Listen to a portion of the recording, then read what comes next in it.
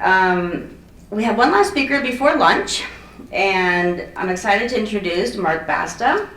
He is a sophomore at UC Berkeley. He's majoring in political science and data science. He's interning with Coptic Solidarity. He was heavily involved with the research of our most recent report that we published on Copts as the indigenous people of Egypt. He's in Model UN and so has a lot of experience, and recently joined us in New York at the United Nations to present this report to the UN Special Rapporteur on indigenous rights. It was very encouraging after 10 years with Coptic Solidarity to see a young person be so engaged, understand the issues, and be articulate. And I know some people have asked, where are the young people? Well, we're going to hear from Mark about where are the young people. And one last thing, he is the vice chairman of the California College Republicans. So with that, please welcome Mark.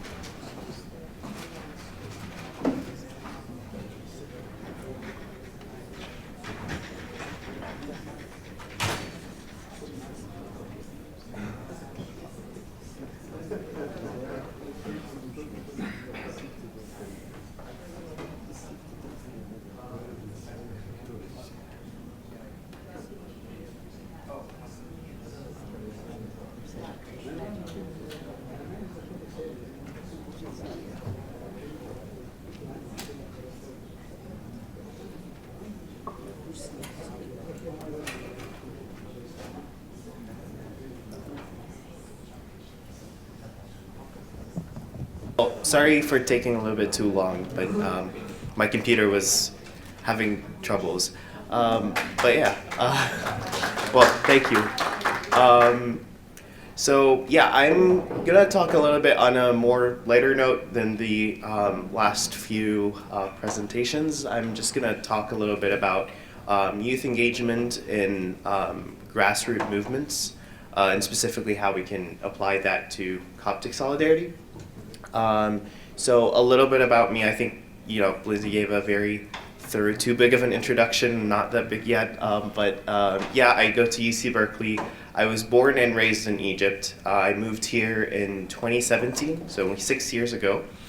I currently live in Alabama. I used to live in New Jersey before, classic Egyptian, but now I live in Bama.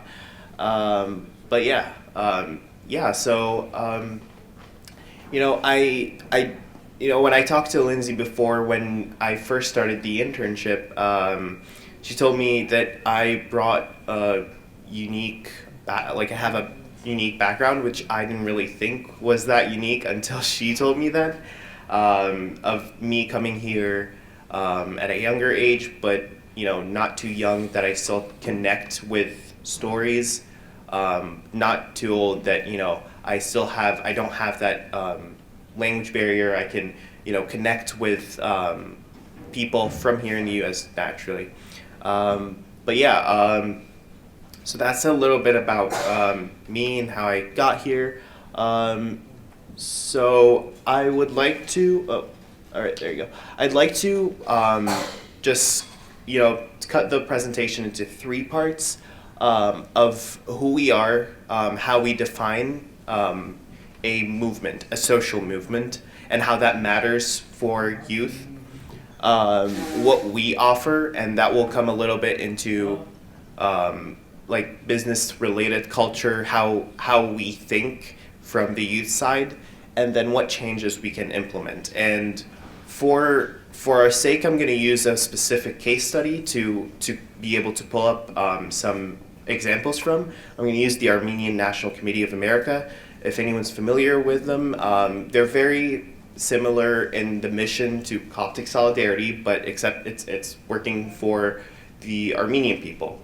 And they are a little bit bigger, and they have, we do share a lot of similarities because, you know, background-wise, Armenia comes from a very similar religious background because of the Armenian Orthodox Church, so they have the same, similar structure in their social structure, but so I thought that would be a good example just to use and apply for us.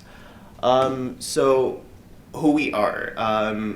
I think one of the biggest problems trying to get youth into something like Coptic Solidarity specifically is because of two problems: intellectual limits and organizational limits.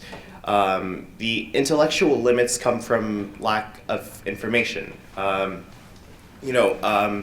That's something that I think differs from us to ANCA, to the Armenian National Committee, because we get taught the Armenian genocide in school here in the U.S. or anywhere in the world.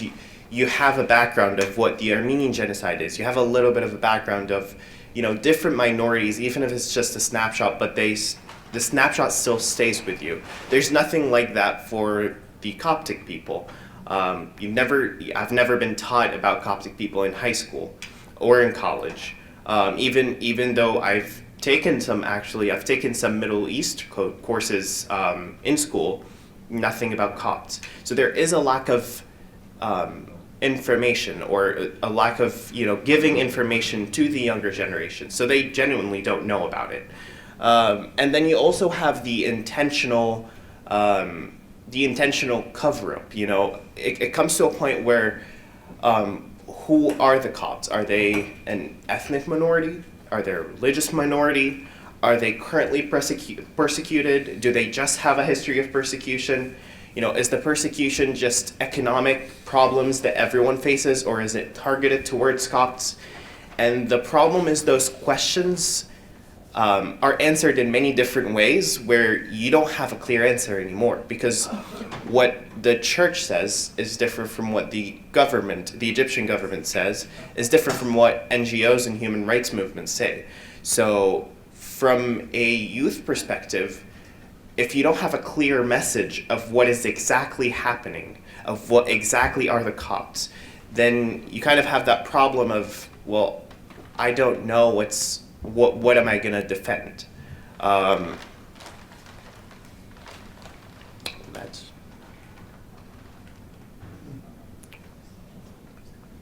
computer doesn't agree. Huh?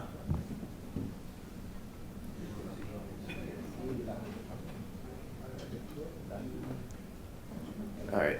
You want to disconnect it and reconnect it again? Probably. So yeah, I was just talking about who we are and the intellectual problem that we can't really. There is no solid basis that we can say this happened. This is who we are, and give that to the youth so they have a clear idea of what they're advocating for. And then you have the generational barrier.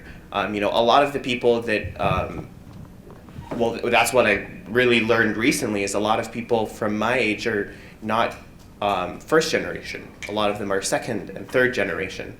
So, there's this rule that, with the second generation, you use a little bit. By the third generation, you don't really have any personal attachment. Even if you have that, like, you're educated, you don't have that personal attachment. So you have this problem of they don't know. And there's also the organizational limits. This is kind of a theme that I'm going to go through, but we live in a very transactional culture. So, especially youth in college or in high school, they're preparing for their careers. They're, trying to get into positions and trying to get into fields that will just grow their future careers. And so what do we do as Coptic Solidarity? Are we a think tank? Are we a grassroots movement? Are we a church? Because, a lot of people think that Copts are a religious minority, so are we a religious organization? What is Coptic Solidarity? Until I actually joined the organization, I didn't really know what I was going to do until I knew the research, and it's a secular organization, but that is a little bit harder to learn beforehand. And so this is a little bit of what ANCA does from their Why Donate page. They describe themselves with those 4 main activities that they do. First is lobbying for the community. If for those who are aware of ANCA's work, they're very active in the Hill.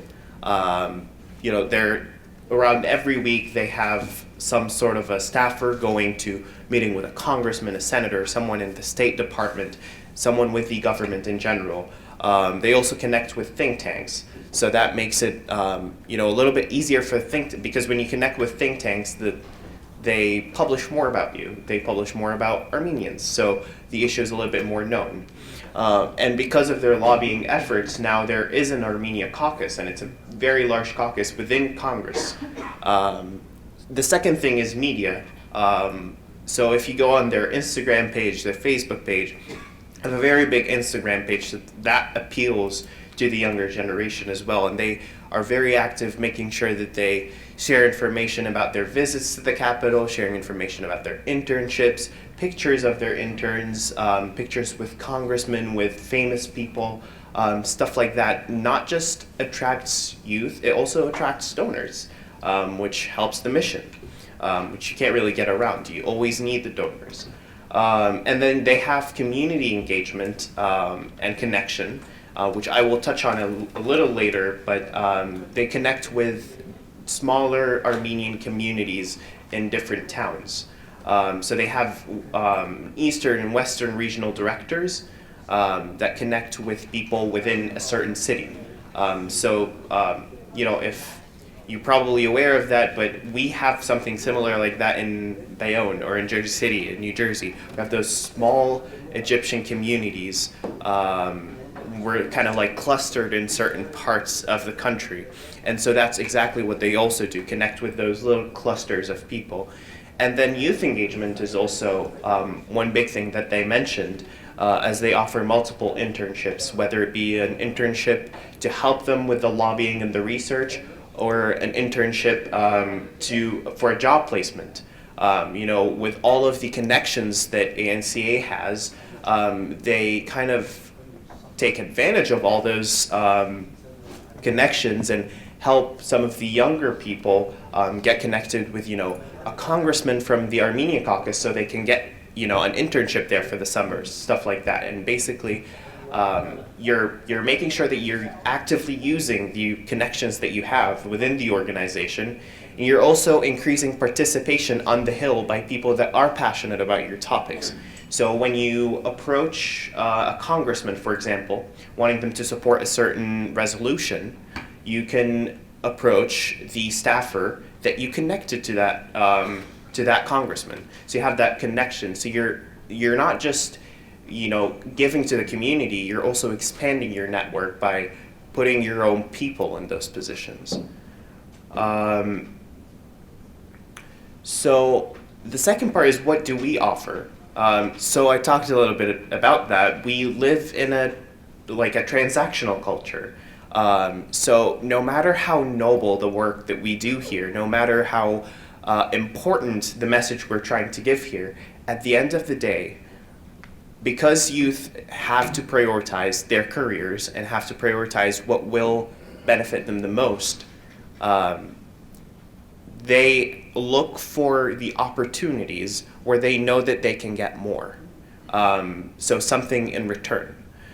Doesn't have to be doesn't have to be financial, but it has to be something that they, for example, can put on their resumes.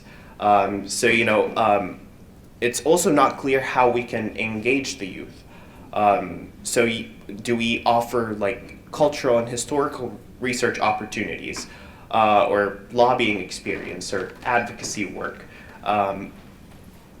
And it comes to the point where youth cannot really interact with the organization the same way that first generation people do, because we connect on a basis of being first generation. We connect on a basis of having our personal experiences. So we come here and we discuss that.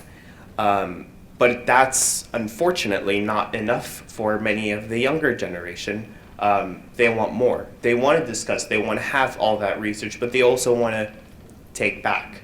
And so they do need that, accommodation part.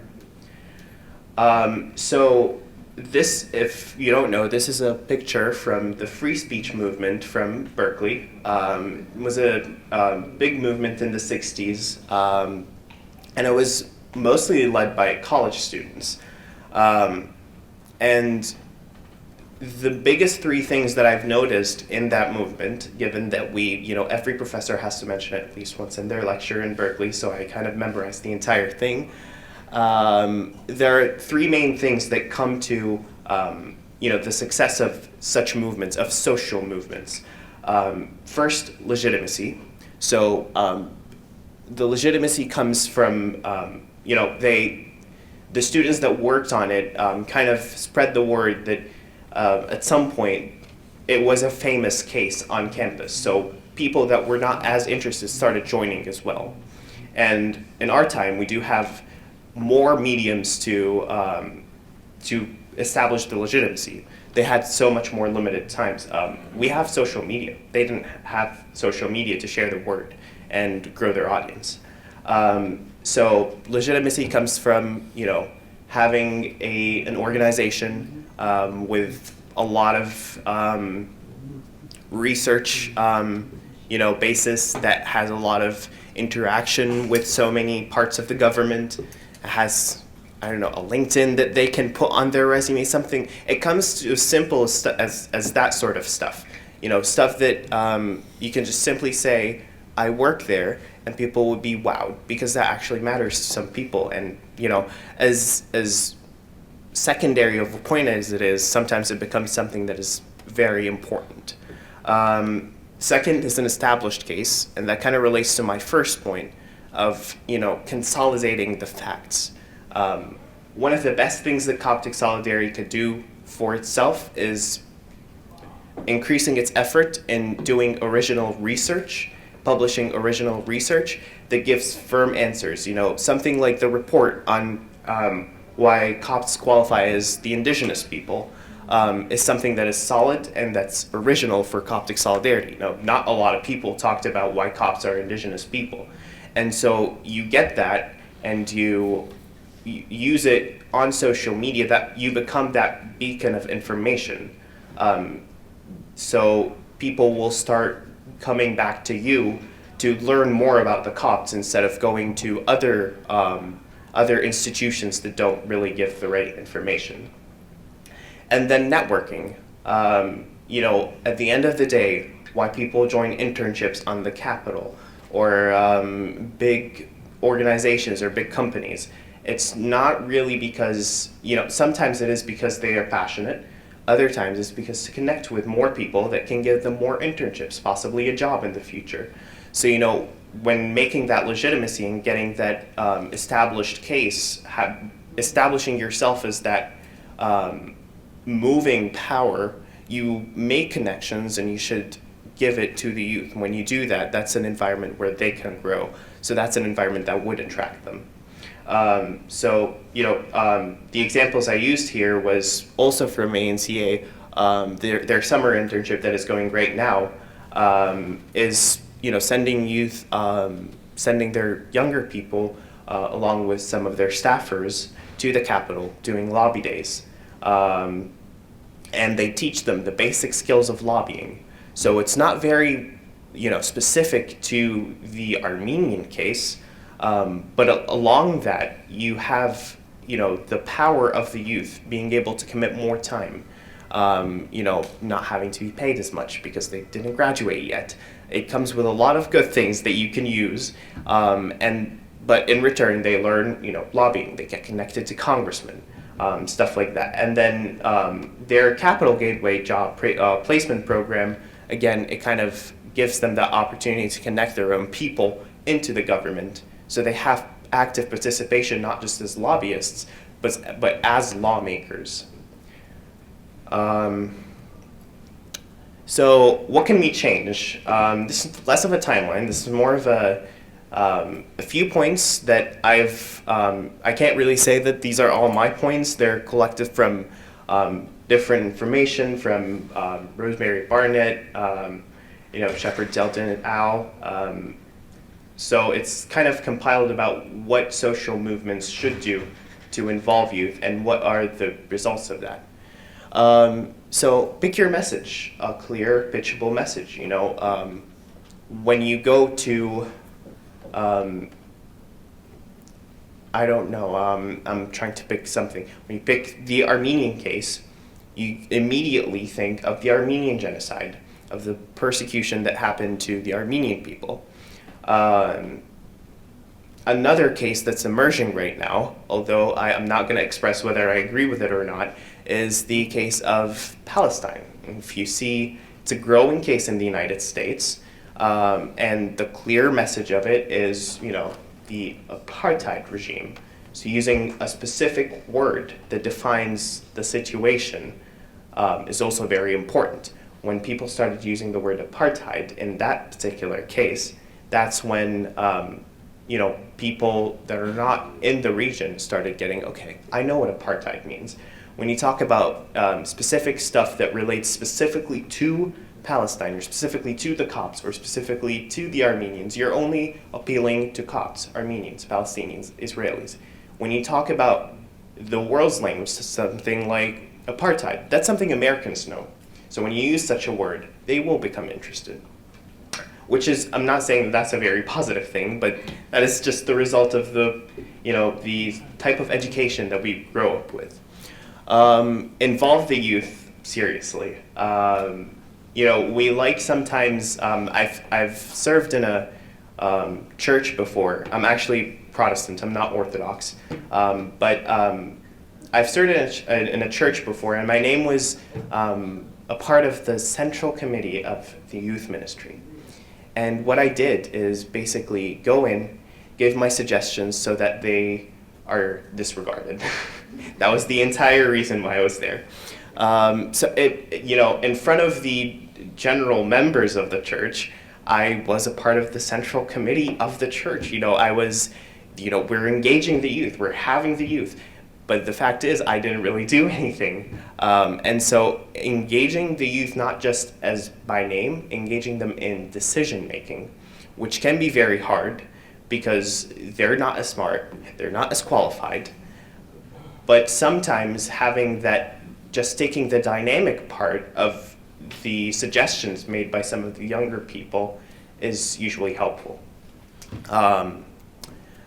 So partner with youth to expand programs for the youth. We could talk about some of the programs that we think would benefit the younger people, but that wouldn't be very helpful because you never know what they actually want. And in such a world after the pandemic, people are experiencing so many more paths for their careers. So it gets a little bit harder. What do they actually want?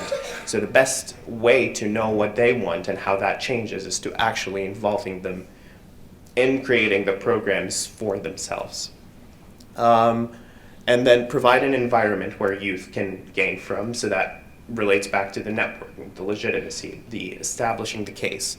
Partner with the community is probably the most point that I personally disagree with. That was more of a study in Tufts University. They said that appealing to the community, community institutions, is the best way to get people, especially people that are immigrants or their parents are immigrants, getting them to get involved in politics. And our institution is the church. So that's where we have a little bit of a gridlock. Because what that point means is basically we have to find a way to get connected to the church so the church could help bring the youth over. Now that's a little bit tricky because, the church is not the best institution to involve secular issues, but at the same time, the church holds the monopoly over any civil work that the younger generation does. So to be able to get to the youth, you'll have to get to the church, which is a very hard task, and I don't really have the intellect or the brains to know how to do that, but this is according to some of the points that were made. So link youth to planning and policy efforts. We talk sometimes in the agenda that we made, the recommendations for at the end of the report that we wrote for the UN, involving the younger generation in deciding what should be on that recommendation list. We sometimes have that vision of what we want the Copts to have, but getting that perspective from the second generation that lived here in the United States, that experienced the different life growing up, is sometimes also very helpful. And the last one is more of a practical one. Start school chapters. I'm not sure if they're fully affiliated with ANCA or not, but a lot of schools have Armenian Student Association. That's a group of Armenian college students that just get speakers. They talk about Armenian culture. They have a genocide week where they in Berkeley camped in front of our most important library for an entire week in the garden. Literally, they just stayed there for the whole week, and that sent a big message. And a lot of people went and visited, and a lot of people learned a little bit more about the Armenian Student Association, the Armenian case, the Armenian National Committee. So having school chapters is definitely a very good medium to grow that activist spirit. Well, that's pretty much it. Happy to take questions if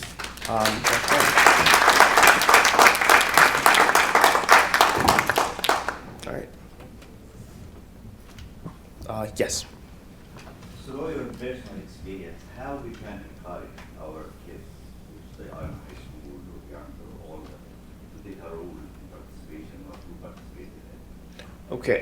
Well, I will talk from the experience that I have interacted with other people, because for me personally, I grew up in Egypt. My parents, we lived through both revolutions in Egypt. So when I told my parents I was going to join Coptic Solidarity, they were like, well, if you want to get killed, you can surely do that. So they were like, absolutely not, you're not going to do that. And we had a very big quarrel for months. So I had a little bit of a problem where my parents were not the very encouraging side on that. They've grown to understand it and appreciate it, but they still have that, fear. Yeah, and concern, yes. But how I deal with other people, like, for example, people in my school, the most important thing is to talk to them about what actually happens. Just having that conversation. I'm reminded of one big event that I've never learned about until I actually went to school, although it's one of the most important world events, the Holocaust. I didn't know about the Holocaust until 8th grade. And that's because no one ever talked to me about it. My parents didn't really talk about historical events, and I didn't learn it in school. Exactly. And I didn't learn it in school back in Egypt. So I only learned it when I joined school here in the US. So you need to have the conversations, because they're not going to get it from school. Not right now, because schools don't teach about us. So start having the conversation, and working with Coptic Solidarity's board and staffers like Lindsay to have youth opportunities. So you have that conversation of talking to them what the Copts deal with and how they can help. and then lead them into Coptic solidarity. So you can, you have those opportunities to lead them so they have a practical way of applying what you're telling them. Yes. I thank you very much for opening a door of engaging the youth in the fight or in the activity. In the churches usually send groups of youth to Egypt and to visit the monasteries, and that gives them first class or personal engagement with Egypt and its culture and the Copts in Egypt, and they become involved. So maybe this is one way of engaging the youth, to encourage sending groups of youth to Egypt, visit the ones, visit the country, and I found that the skeleton you provided, I would give it to them and hope that they would emulate and benefit from the Armenian experience. Yes. I thank you very much for that. Absolutely. And, this is also kind of a practical advice for everyone. Your next visit to Egypt, make sure you take your children to the monasteries, the churches, Knesset Hor. Take them where the martyrs are resting. This is firsthand. They see what actually this is. But yeah, yes. Why you don't think about the suggestion or request about making a group in solidarity on Facebook and then ask the youth people from different countries, from different background or even other background groups join you, and it would be a way of communication? Yeah, well, this is a project that I'm actually talking to Lindsay about. We should, she was very occupied with planning the conference, but hopefully we will actually get on that. Yes. Thank you so much. I'm really optimistic about what you have achieved. I think we need more of your age and youth people to join you. I would like to ask you, since you are in the ranked university, like 20th in the world, so congratulations for that. And I would like to ask you, what are the challenges that you are facing nowadays and there when you are, especially when you are a conservative? I'm guessing you are conservative, of course. Yes. So what are the challenges that you are facing regarding your faith? That's one. And regarding the group, do you have any social media group involved in your case, being a member in the Coptic Solidarity, and how many are you? So that's my my question in two parts. Thank you. It's a loaded question. Thank you for that. First part about school environment. As much as I love Berkeley, and as much as prestigious Berkeley is, it is a horrible environment getting to learn how to be a decent human being, because you will not learn it there. And my biggest problem with that is, for starters, I had this conversation in my Middle East class 2 semesters ago with someone, and we were talking about Islamophobia and the fear of different persecution against different religions. And I brought up Christophobia and how that is a very big thing in the Middle East and in Egypt, where I come from. And one of the students, he was a year older than me, he was majoring specifically in Middle Eastern studies. He told me, well, there is nothing as Christophobia. That doesn't really exist. I was like, well, I actually lived it, so I don't know what you're talking about. That was a very interesting conversation, but and the biggest problem in Berkeley is, and that's in a lot of other institutions really, is they use a lot of good words like diversity, inclusion, supporting the minorities, all of that sort of stuff. When you look at on the ground, there's only segregation, There's a lot of information control. I can't go out and talk about what I just talked here. What we would talk about here would called is Islamophobic will be called hateful, discriminatory. Although we're talking from firsthand experience, it still would get discredited, interestingly enough. So that comes as a big barrier of a lot of the people in the younger generation would rather be fed information through the media than actually have that sort of free speech. And a lot of people do acknowledge the lack of importance of free speech now in Berkeley. I've just talked about the free speech movement. It's a dying movement in Berkeley now. A lot of people are against it, are officially, even the administration is saying they're officially against absolute freedom of speech, which is a horrible problem, but it's not just also the institutions.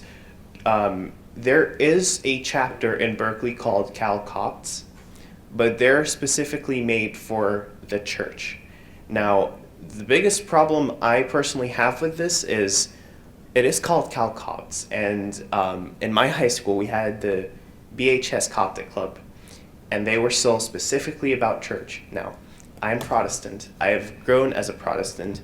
My parents are Protestants. My grandparents are. My great-grandparents are. We trace back 200 years from the first generation of Protestants in Egypt, and they were from that part of the first generation.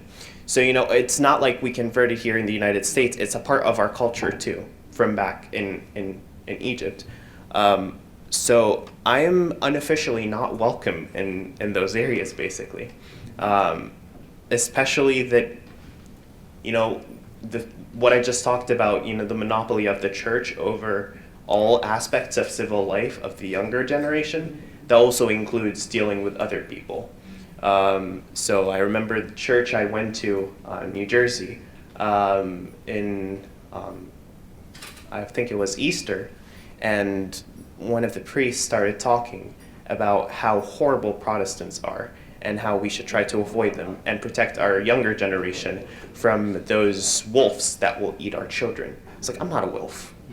That was a little bit of an upsetting experience, but then you have that problem, you can't even unite the Copts. Like, when you say Copts, you can't really unite them. Because here you have the Coptic Orthodox people that, follow a certain belief. They have a hard time connecting with other people that might not even have as big of a barrier engaging in civil life without taking the consent from the church. So I'm hoping that we can have some sort of a chapter starting with Berkeley, but it's definitely going to be a very long road ahead, given my own experience and what I give, because for starters I'll have to convince people that Copts just relates to, it's not just a Coptic Orthodox, you can be Coptic Protestant too, so we'll have to establish that first, and then we can go ahead from that. So I'm hoping that could be something. Yeah. Coptic Catholics also. And Coptic Catholics, yes. Yes. You're studying now political science. Mm-hmm. Yes. Who initiated this in your mind? I mean, there is motivation. Well, not my parents. Not my parents, that's for sure. I'm very proud of you that you are one of the hopes and you study that and you try to be in a higher position in the future, which I really support so much. So Thank you. If I want my son to be a part of this, not completely science, political science study, but to be a part of that, Yeah. how can I encourage him? Well, I'm glad that this is. You have a negative maybe experience with your parents, but I want to get your experience. Yeah, I'm glad this is being recorded so they can listen to the compliment. I think for me, my parents right now, they 100% support my choice, but they did have a little bit of a hard time, getting their head around me not being a doctor or a pharmacist. And I think, a lot of the advice I would give is, political science for me, I love studying the science of it, but the broader sense of political science also could come in civil engagement. So they don't have, your children don't really have to even they can study courses in school, they can major in it, but if they're not interested, they can still practice political science. That can come with participating in political research, going on lobbying days, joining an organization like Coptic Solidarity. That's the practical work of what you get from a political science major. The best thing is, there is no bar exam or there is no medical exam equivalent for political science. So you can get into the field without even studying the major. So I would, if they're not interested in studying the material, because it is sometimes could get very hefty, they could join practically. Yeah. Of course. All right. Okay. Well, thank you so much.